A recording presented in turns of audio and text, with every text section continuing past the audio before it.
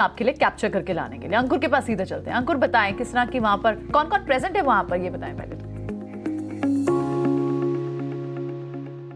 जी हाँ, जियो financial services का listing का समय है और इम्पॉर्टेंट चीज़ ये है कि ये जो कंपनी जो 1999 में फॉर्म हुई थी, फाइनली 2023 में डिसाइड हुआ था कि इसका डीमर्जर होगा। अब शेयर धारकों को इसके शेयर मिलेंगे और बाद में वो ट्रेड भी हो सकेंगे। इम्पॉर्टेंट चीज़ ये भी है कि यहाँ पे डिटेल्स पता चलेगी कंपनी की। अभी तक ये कंपनी के बारे में ज़्यादा डिटेल्स बताई नहीं गई थी।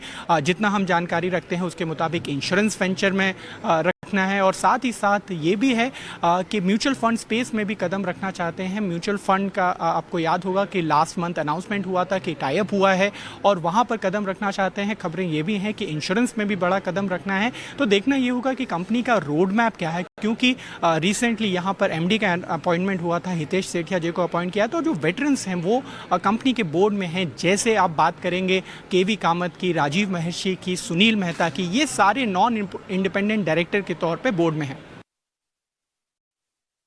और राइट, शुक्रिया अपना अंकुर। आप वहाँ से सारा एक्शन कैप्चर करें, हम आपसे लगातार संपर्क में रहेंगे और देखा होगा आज किस तरह की लिस्टिंग होती है। पर वैल्यूएशन पीयर्स के हिसाब से आप किस तरह से देख रहे हैं? देखिए, वैल्यूएशन तो इसका वैल्यूएशन रिलायंस इंडस्ट्रीज कंपनी का शुरू की मामला है। अगर आप देखेंगे एकेडमिकली तो करीब 7 टाइम प्राइस टू बुक आ रहा है, लेकिन 200 आई थिंक 400 के आसपास सेटल होने वाला है। किधर सेटल होता देखते हैं, बहुत इनिशियल टिक्स आना शुरू है।